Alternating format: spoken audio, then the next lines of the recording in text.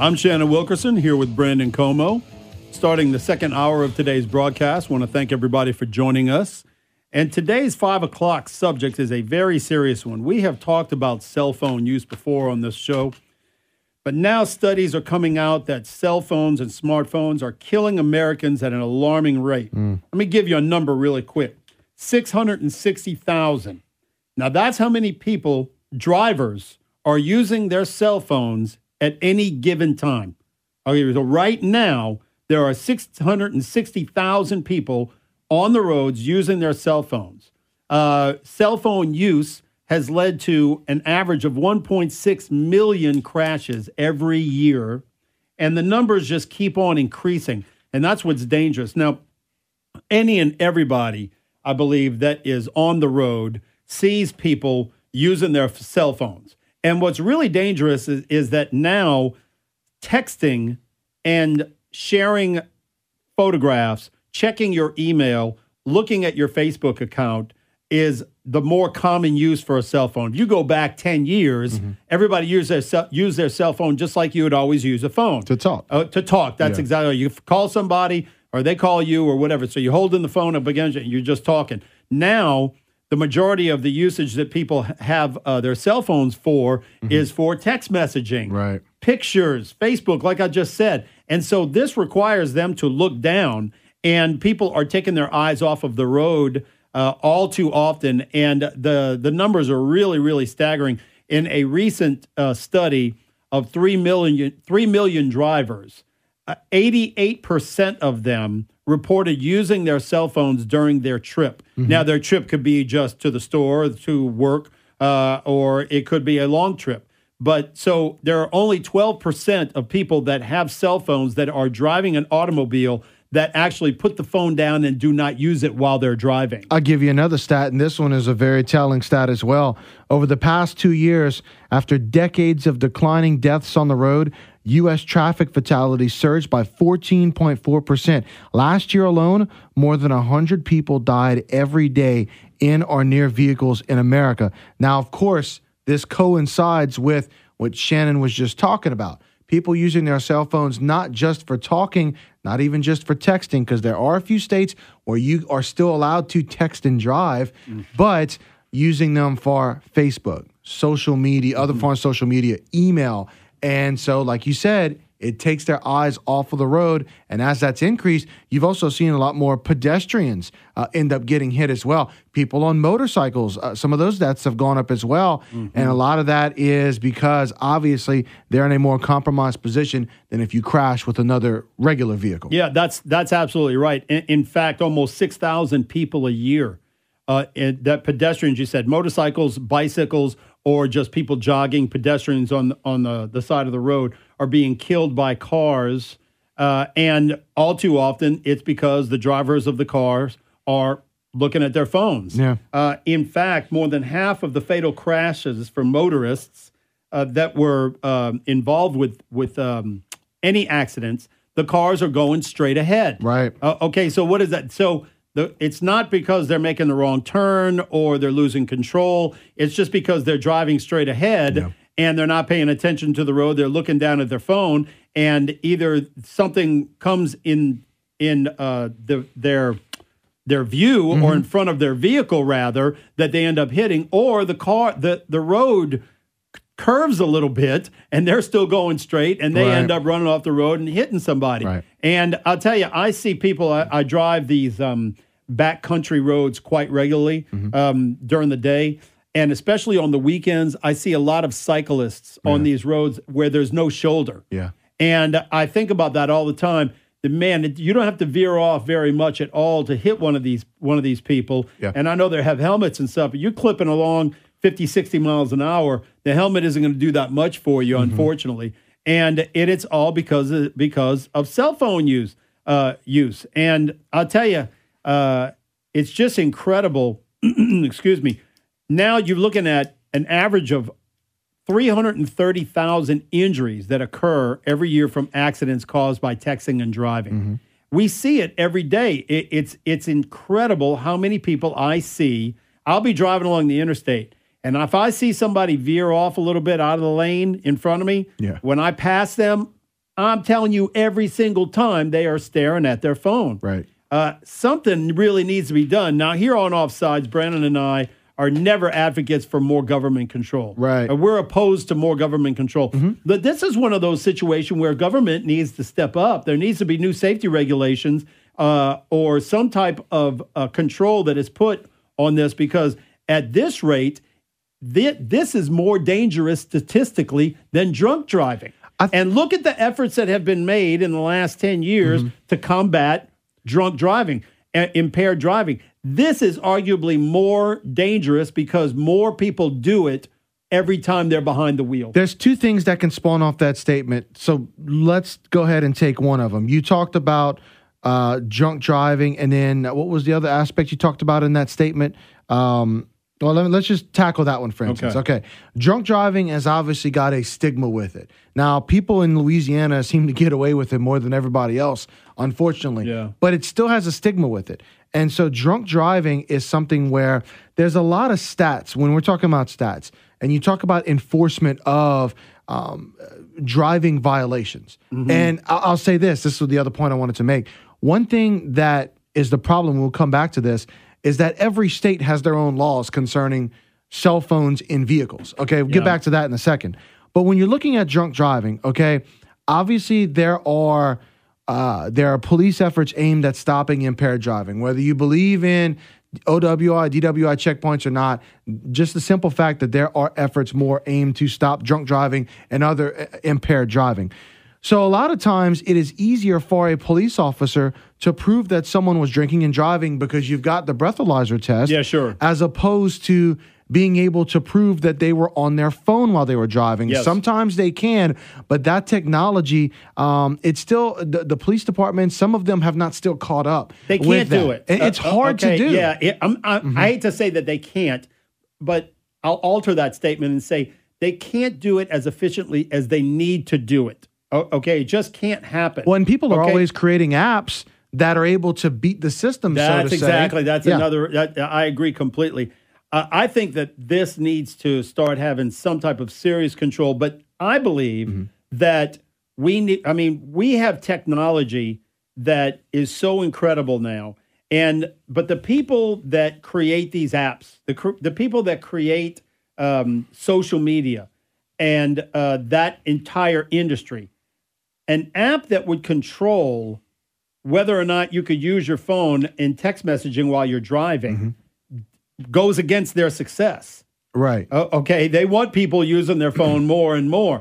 But nevertheless, we have got to be able to put some pressure on these tech companies to be able to make these phones unavailable to the driver when it comes to text messaging. Even talking on the phone, I would argue, needs to be controlled more aggressively. The only thing that I think does not really require a whole lot of strict control is talking on your phone with hands-free device. Okay, because even when you're talking on your phone, you're losing one of your hands. Right. Okay, one of your hands is not on the wheel where it's supposed to be. And so if something happens, you got to drop the phone, get your hand up to the steering wheel in time to be able to make a difference. It's still risky. So this is just one of those things that, modern technology is really becoming very, very dangerous for us because, listen, it's not you, okay? It's not me. It's the other guy. Right. Okay, it's the other guy that's driving down the road and he's getting a text message, or you know what? Maybe it isn't even a text message. Maybe he's getting a phone call and he's looking at his phone to see who it is. Either way, he's taking his eyes off the road. Right. But now there are apps. I mean, there are not apps. There are devices in your phone that you can use to help eliminate taking phone calls while you're driving, the do not disturb. And I was talking with a couple people in here, as a matter of fact, earlier today that were telling me about different areas on their phone where they can it basically tells the person, you can call me back later on if if it's an emergency. Go ahead and it sends through to you. But they could. But okay, let me stop you. Go for it. Okay. Here's my issue with that. Okay, so what? They can just not answer it. Right. All right. They can just not answer it. They can choose not to answer the phone, or they can choose not to answer the text. We need something that's going to completely eliminate the possibility of people doing it. But here's the problem I have with that, though, if it comes to phone calls. Because what if you are on the road, especially if you're on the road for a long amount of time, you've got a spouse or a loved one that is in an emergency situation that needs to get a hold of you. Yeah, well, you can still answer the phone using hands-free. Okay. Okay, so you're advocating hands-free. I'm advocating hands-free. Okay. And they have technology now that hands-free, you can link your smartphone to your car radio, and the car radio tells you who it even has caller ID. Now, these are new, these are new cars. Not all cars are going to have that function. However, the technology is definitely there for your smartphone to say, Brandon calling. Right. Okay, I'm driving down the road and you call me, and it could say Brandon Comeaux calling. And of course, I'm going to put "Do Not Disturb" because I don't want to talk to you. Right. So you ignore my calls anyway. No, it's not true. It's not true. I know earlier today when it went right to voicemail. No, it's not true. But but just because we have apps that will allow your phone not to ring, that's a personal decision. You can also personally decide not to answer it. Right. Okay. Now I'll tell you, I spend a lot of time driving, as you know. I spend a lot of time on the road with the work that I do during the day. And I will commonly be on the phone, taking care of some type of business or whatever. And I regularly pull over, because I need to look at something on my phone while I'm on the phone with somebody, or I need to dig through some papers or something like that. I pull over on a regular basis. And it's because, like I said, I'm scared of pain. Right. Okay. I don't want to have an accident. I don't want that. And once again, it's not necessarily that I don't trust myself. I don't trust the other person. Okay. Because now let's say you're on your phone and you're holding it with your hand, and you look at your phone just for a split second. At the same time, somebody else in traffic isn't paying attention because they're text messaging. Right. And you may have been able to avoid them hitting you. You with me? So it's not you. It's the other person. But let's say this. One thing that's hard about this discussion when it comes to implementing all of these measures is the fact that this has become an issue that the government was not able to get ahead of. Okay, people were there was no laws in place when these phones came out, so people were able to talk, text, do whatever they wanted, and then the government came in behind with state laws. Like I said, every state has different laws, which is something I'm normally for state rights, but when you're talking about this, I'd love something more uniform. Yeah, I agree. But when you're talking about this, government was not able to get ahead of the problem. The problem got ahead of the government. Yeah. And so better late than never. But again, a lot of people will look at this as taking away a privilege that they have enjoyed. They look at it in different ways. Yeah, I know. So that is something to think about, because there is the complaint that, Big Brother's trying to take this away from Well, them. somebody might make that argument about drunk driving too. Okay, Well. but there's fools everywhere. Everywhere is my point. Okay, this isn't. It's too much of a safety problem right now. All right, that's my response to that. Yes, you may lose some of your freedoms, if you will, but you can just pull over. All right, no one's saying you can't text message. No one's saying you can't check your email or look at Facebook or do whatever it is that requires you to take your eyes off of the road. There is absolutely nothing wrong with you just pulling over on the shoulder or into a parking lot for a few minutes, get what you need to get done, finished, or just have a regular conversation with somebody on a hands-free device. Because now, and like I said, I'm very rarely, if ever, in support of government stepping in and implementing control. However, government does have a responsibility.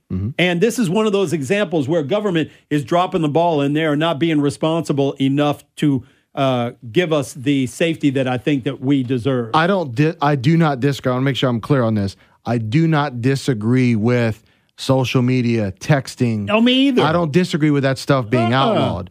But the simple fact of being able to talk on your phone when there are people that do that safely is an issue that some people would have with that. I don't think that they should be restricted from talking on their phone. Right. I think that it's simply, you can't text, you can't email, you can't check your Facebook, you can't send pictures.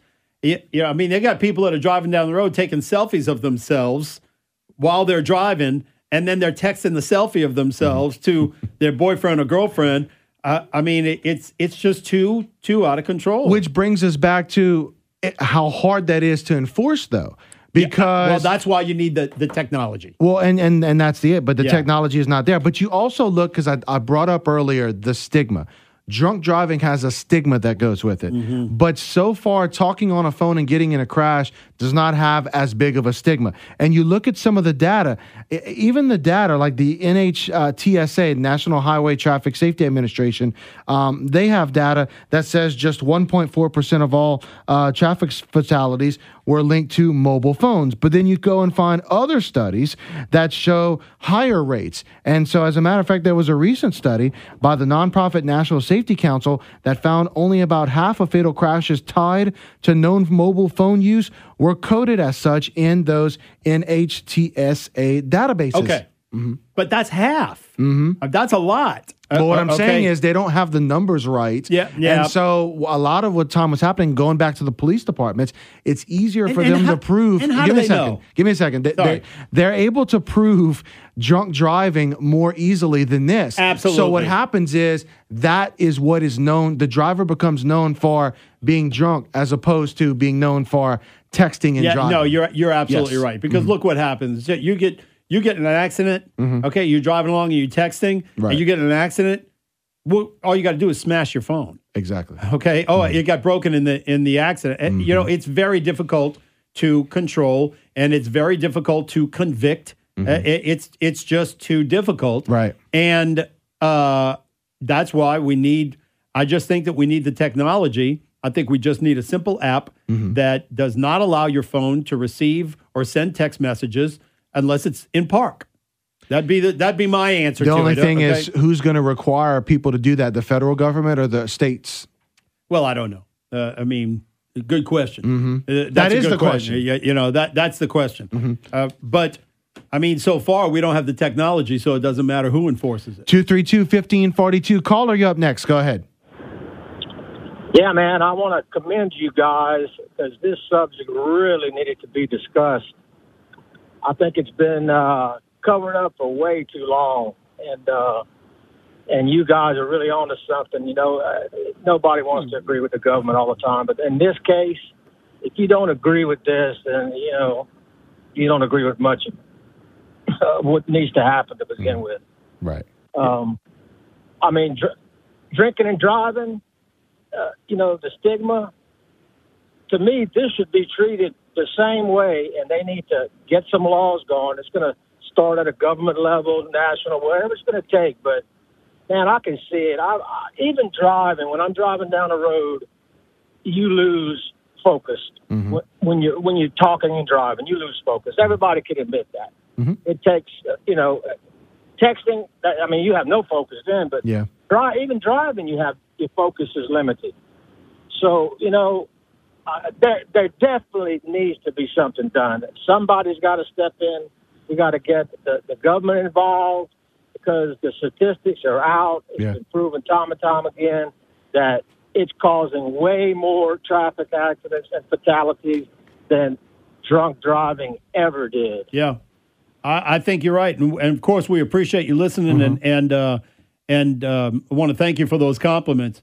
But, it's good to hear some feedback like that, it's clear. It's just clear that something has to happen. It's just too big of a problem. And all you have to do is go get in your car when you leave here and just go drive down the road and go ahead. I'm telling you, it's not going to take you 2 blocks before you come across somebody in their car, driving their car, staring at their screen. And it's everywhere. And you just said the word clear. And that's unfortunately the problem is every state has their own laws when it comes to this. Yeah. There should be something, I believe, from the federal level that should come up with a certain level of restriction of cell phone use in your vehicle. Yeah. Like I said, for sure, social media, texting, that definitely should be banned. I mean, it's just common sense. Come on.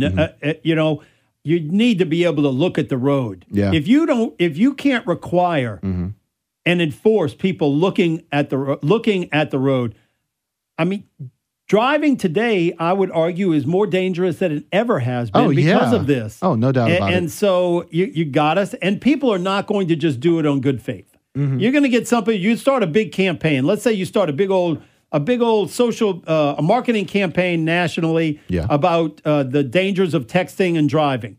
Well, you're going to get a handful of people that are going to get the message, right? And they're going to stop doing it because they're going to see the statistics and they're going to realize how dangerous it is what they have been doing. Right. But it's just a few people. Yeah. It's just a few people. Everybody else is just going to keep on doing it, and they're going to say, well, I'm safer than other people. Yeah. Okay, or I'm just going to do it at the red light or something like that. But And that's the point of what I was saying, too. There's so much out there anti-drunk driving, which is good, but there needs to be that push to do with texting and driving with social media. It all starts right here on Offsides. There you go. All right. We're going to go ahead and take this quick break. When we come back, more of your phone calls here on Offsides. KPEL News Time is coming up on 5:33. News Talk 96.5 KPEL. So we've been talking about cell phones and how much they have played a factor in crashes all across the country. So Shannon and I talked a lot in this first segment. Yeah, we talked too much. Let's see what some of the people have to say. Yeah, let's get some people involved. And we got a special guest coming up in the final segment who's going to talk about a campaign locally to raise awareness with the cell phones and texting and driving in particular. All right, caller, you're up. Go ahead. I just wanted to say people are talking about creating laws to deal with the cell phone usage problem while driving. Right. That's only going to take you so far. I believe that's a temporary solution. Technology is the problem, and technology is part of what can assist in solving the problem. I agree. There are car manufacturers out there that currently do have some safety features that have just come out that will help in this situation. Toyota being one of them. They alert you if you start to veer off the road to either direction. They also, if you're approaching an object, being at a car or anything else, it'll automatically slow your vehicle down or even bring it to a stop. And I believe that's going to have the biggest impact, making the car manufacturers have these safety features in newer vehicles. The law situation is only going to be a temporary fix. It's too hard to catch me. You're right. It's going to be something, but it's not enough. It's going to be something that our lawmakers are going to do to pad their resume and say, look what we did. But it's too difficult to catch people doing it, and it's not close to enough. You're absolutely right. Technology created the problem, so technology carries the baggage. Technology needs to step up and implement the answer to the problem. That's the long-term solution, because you can create all the laws that you want. People just aren't going to comply. And just like other situations with crashes involving vehicles in the past, that's been addressed by manufacturers, and they've been successful in a lot of ways. And the new features that they're coming out with, I think are going to go a long way in preventing crashes. And it's going to force the vehicle to comply, because the driver is not complying. Right. And if it can keep people from steering off the roadway and alert them and even stop the vehicle, there's some seat belts that even cinch up as you're coming as your vehicle is forced to come to that stop. And I just don't know if people realize that those safety features are actually out there. I know they're new. They're coming out in 2018, and they need to be. That eventually, they're going to be mandatory. That's what I was getting ready to say. These things, there's some technology that exists, and we thank you for sharing that information with us. But these are things that need to be mandatory. Just like years ago, seatbelts weren't required. Yeah. Okay. Yeah. Turning signals weren't required. There was a time when a lot of normal, regular, standardized safety features that we've come to know every vehicle to have right now, it didn't exist. I agree. I think what the caller was talking about there, the technology being implemented in the newer model vehicles, that is an area where that could be able to accomplish what we are wanting, as opposed to giving that power to the government to do that. And so I think car manufacturers that can, we talk about the stigma here, Shannon. If you got car manufacturers that can campaign on putting this stuff in the vehicles. Yeah, that's right. That so if you want to buy, that's right. So if you're buying a car for your daughter or for your son, you're going to lean towards the manufacturer that has these safety features in it. Yeah. But we need, and that's good. Okay, we definitely, but eventually we need our government to say, no, these things have to be mandatory, just like they did with these other safety features we mentioned a moment ago. 232-1542. Caller, you're on Offsides. Go ahead. So I agree wholeheartedly with the idea that it's going to have to be mandatory to have these safety features in a car, and that's going to help. But as far as having more laws and creating more laws, there's already laws on the books, and they're not being enforced. So that's kind of a waste of time. You may say that there's reasons because they're difficult to enforce or because there's no incentive to enforce them, whatever the case may be. But the bottom line is you're talking about a generation that can't pee without their phone. Thank you. That's right. They go into anxiety if they don't have their cell phone. You're right. They actually have a new disease that, is addressing people that have separation anxiety when you take their phone away for more than an hour. People can't stand to just have the phone ring, or if it beeps, they stop a conversation dead in the middle to look at their phone because they might miss something. Well, you're absolutely 100% right. And that cell phone anxiety, that separation anxiety that people have, especially the younger generation, is very real. And I witnessed it on more than one occasion. I had employees a bartender, one comes to mind right now, who came on, a new employee, and we informed this bartender, you cannot have your cell phone behind the bar. You got to get off your phone. You got to put your phone away. And they went into a complete anxiety attack and walked out on their very first day because they could not stand the idea of the cell phone not being on their person. And so this is the thing, that it's going to have to become painful for the people using their phones to text and do all those social media things while they're driving.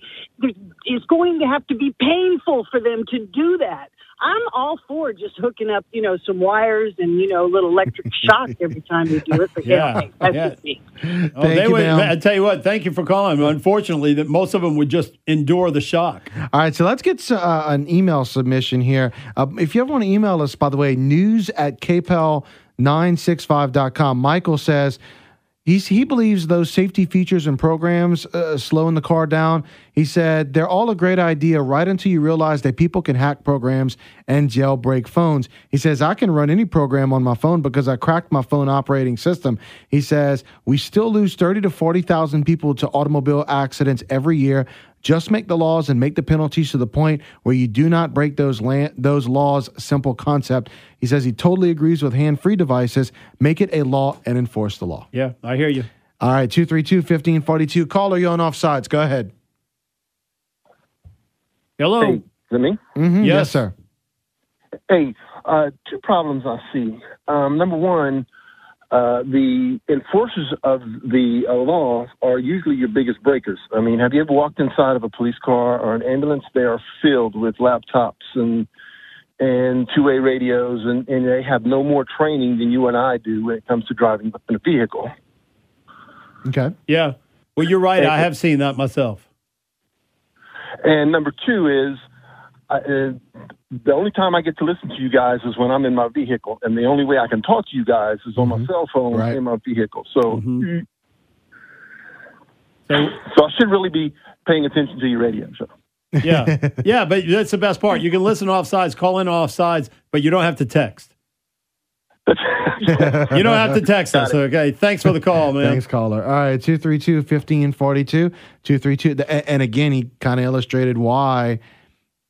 To me, it goes up to a point where texting, social media is gone, but hands-free and being able to talk on your phone, That's where it's a little bit different for Yeah, I hear me. you. That's an area where we're just a little bit different on. Other than that, all the real dangers, texting, the social media aspects, definitely. All right. We've also on our Facebook page, Offsides, Logan weighs in. He says some cell phone carriers are putting the feature in that it will turn your phone off or disable it while you're driving. But what would happen if you're a passenger and using your phone, then it's off while you're actually not driving? So just wanted to bring that question up. Okay. All right, 232-1542. Caller, you on Offsides. Go ahead. Hey, guys. Good afternoon. Hey. Just wanted to commend y'all on such a great topic that needed to be touched on. It's really important, and I wish some of the younger generation was listening to this because that's who it's affecting. And I got to say, I'm still applauding in my truck as I go home. I'm applauding that previous lady with her comments because she was spot on. Yeah, and fired up to say the least. As a first responder, firefighter, about 75% of the calls that we get with vehicle accidents with younger age kids, probably 40 and below, we find cell phones in the driver's seat, the floorboard of the driver's seat, within a close range, 75% of the time in those types of accidents. And it's only going to take one time for these kids to learn, and unfortunately, it may be the worst time for them to learn. But all the other previous callers were touching on one good point. They never finished it with the right words. You can have all the apps, you can have all the technology, and that's great. That will work for us.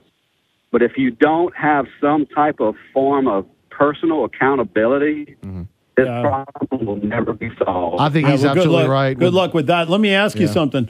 When you arrive on these scenes and you see the cell phones, is there anything in your training that instructs you on how to determine whether or not the phone was being used at the time of the accident? A lot of times, if we pick up these cell phones, because I work in the fire service, we try and give them to the police first on hand. But a majority of the time, people will either take their cell phones with them to ambulances whenever they go to the hospital, or they send them with other family members because they know that text messages and this, that, and the other can be seen through a time log if they investigate it. But unfortunately, it's not done a lot because they just go by their word. And if they say they weren't using their phones, then they got to say, okay, they weren't using their phone, unfortunately. Yeah, thanks for the call. Y'all, we're going to take a really short break here on Offsides. We'll be right back. Shannon Wilkerson and Brandon Comeaux. Welcome back to Offsides, everybody. Shannon Wilkerson, Brandon Comeaux, and David Falk, who is here joining us today. He is with the Citizens Committee, and Mr. Falk is part of a committee that works with and discusses issues within our community with the city police department. And cell phone usage while driving is one of the most recent topics that they have discussed with the police department. So welcome to the show, David. Thank you. Thank you very much. And so you'll have some great events coming up as well this Saturday. Can you tell our listeners what's going on Saturday? Yes. Saturday at the Moncus Horse Farm from 8 until noon, the Lafayette Police Department, along with members of the Citizens Committee, are going to be out and more or less a meet and greet with the public. And there's two subjects that they're focusing on this weekend.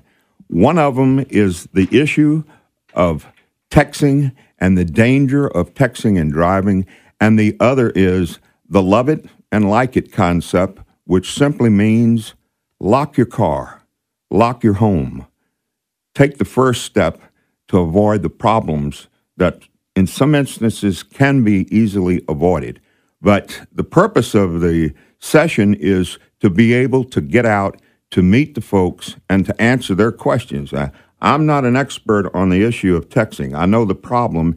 And by the way, I want to commend you guys for putting this in front of the public, because right now that's the only thing that can be done. It's to make them aware of the danger of it, because as you said, Shannon, drive down the street, and as I'm driving over here, I'm looking left and right, and I see the fingers flying.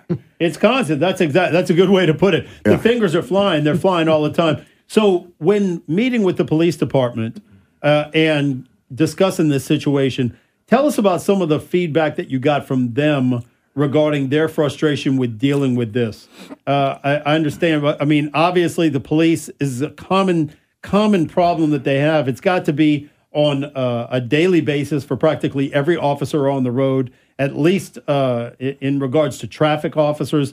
And also, what is it that they want to see happen? Tell us some of the feedback that maybe you have gotten from them that stands out to you. They want people to use common sense and to realize that if you're texting, the average text takes 4 to 5 seconds.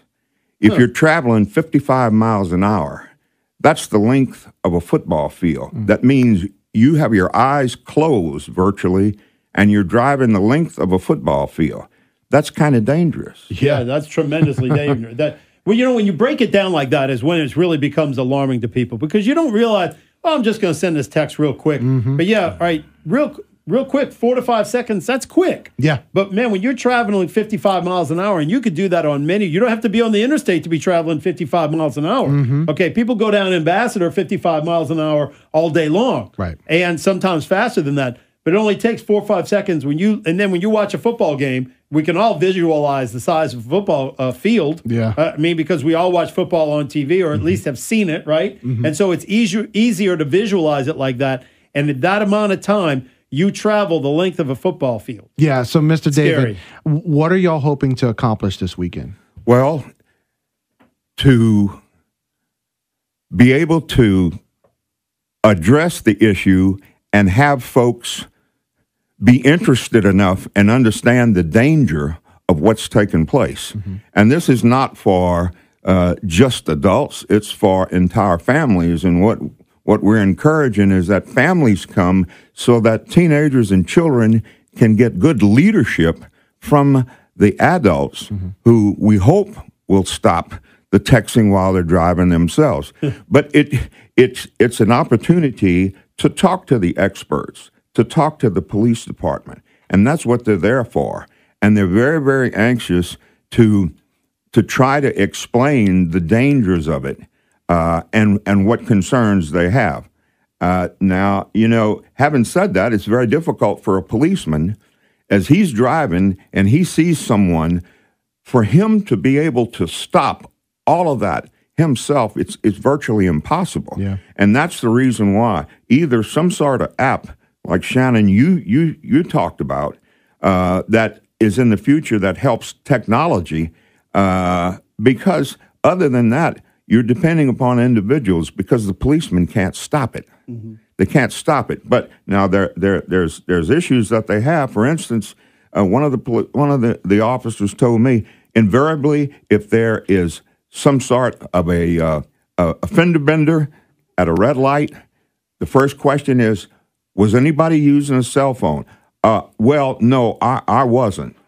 And that's it. Yeah, that's exactly right. And they're not going to say, you know what, officer, I was text messaging, I wasn't paying attention, and I ended up running in the back of this lady's car. Yeah. It's not going to happen. Yeah. So we've only got about 30 seconds left. Mr. David, give the particulars one more time. When and where? It's the texting and driving / love it, lock it, public awareness, meet and greet at the Horse Farm Saturday, 8 o'clock a.m. to noon. Come out. The officers will be there. There'll be the mounted policemen. The kids are going to really enjoy this. Yeah. But the most importantly, it gives the officers an opportunity to talk to us about something that is very, very important and dangerous and one tremendous problem that we're all faced with. And it's not just the other guy. It's each one of us that needs to live by the law. A great family event in a beautiful setting. Yeah, here thanks in for Lafayette. joining us. Yeah. Thank you, sir. All right, that's going to do it for the show today. We've got to wrap it up here. Thank you to Mr. David Falk for coming in and sitting in with us with the last segment. All right, Mark Levin is coming up next here on News Talk 96.5 KPEL.